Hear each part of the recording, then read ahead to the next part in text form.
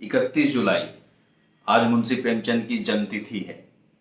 मुंशी प्रेमचंद के बारे में जब हम लोग बातें करते हैं तो एक दुबला पतला शरीर, एक ब्लैक एंड वाइट फोटो और बिना दाढ़ी का एक थोड़ा भारी मूंछ वाला व्यक्तित्व हमारे सामने आता है। एक आज़ादी के समय में एक बुजुर्ग उनकी छवि वैसा दिखाई देता है। लेकिन मुंशी प्रेमचंद के बारे में बहुत सारी बातें हैं जो हम लोगों को याद करनी चाहिए। हम लोग बात करेंगे उस मुंशी प्रेमचंद के बारे में जिनकी माता बचपन में गुजर गई और उनकी सौतेली माँ के साथ उनका कैसा व्यवहार रहा, जो उनकी रचनाओं में, उनकी कहानियों में एक दिखाई देता है संबंधों के बीच में। जिनकी शादी 15 साल की उम्र में उनसे काफ़ी बड़ी एक औरत से कर दी गई और जो बाद में उनका जो शादी थी वो नहीं चल पाई और दोबारा उन्होंने एक बाल वधू से उन्होंने शादी की। आज से 120-130 साल पहले किसी विधवा से शादी करना, आप सोच सकते हैं कितना बड़ा क्रांतिकारी कदम है। हम उन्हीं मुंशी प्रेमचंद के बारे में बातें करेंगे जिन्होंने कई बार अपना नाम बदला। उन्होंने नवाब राय, बाबू नवाब राय, प्रेमचंद, कई नामों से अपनी रचनाएं लिखी। कहते हैं कि एक बार उनका एक उपन्यास जो है वो अंग्रेजों को लगा कि वो पब्लिक को भड़काने का कार्य कर रहे हैं आज़ादी के टाइम में, तो उनके घर पे रेड डाली और वहाँ पे 500-600 प्रतियां उनके उपन्यास की मिली, जिनको अंग्रेजों ने वहाँ पे जला दिया। तो उसके बाद उन्होंने प्रेमचंद नाम से लिखना शुरू किया। मुंशी प्रेमचंद को लोग अलग अलग तरीके से जानते हैं। कुछ लोग कहते हैं कि वो कम्युनिस्ट थे, कुछ लोग कहते हैं कि वो गांधी का काम कर रहे थे। देखिए, यही बड़ी इंटरेस्टिंग चीज है। महान लोग ऐसे महान नहीं बनते, वो प्रासंगिक रहते हैं हर दृष्टिकोण में।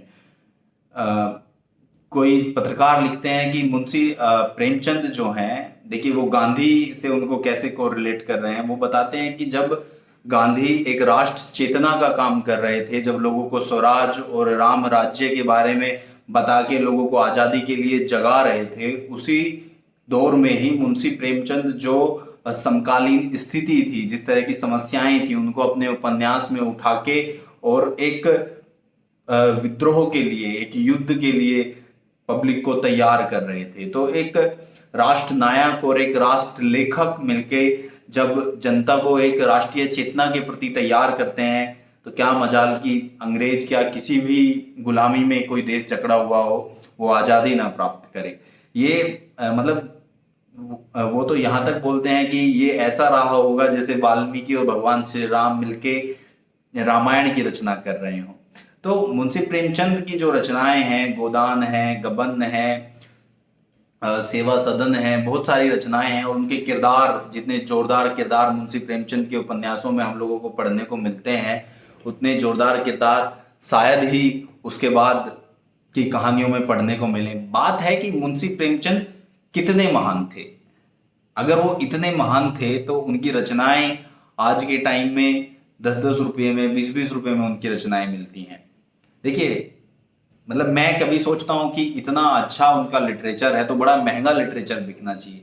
लेकिन फिर मैं सोचता हूँ कि भगवत गीता का प्राइस क्या है मार्केट में। आप भगवत गीता जाइए तो भगवत गीता भी 50-100 रुपये में मिल जाती है आपको।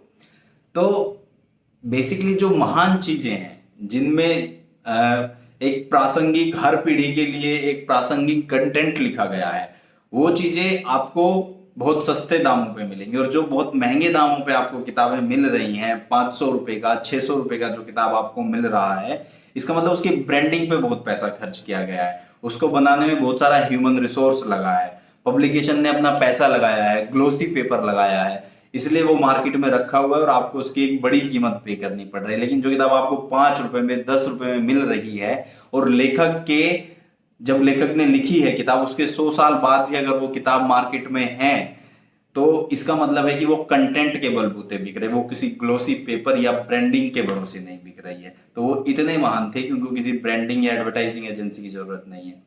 तो उनकी जन्म तिथि पे हम नमन करते हैं उनको, और उनकी किताबें पढ़िए, और पढ़िए जो लिखने वाले लोग हैं खासकर उनको उनकी किताबें पढ़नी चाहिए।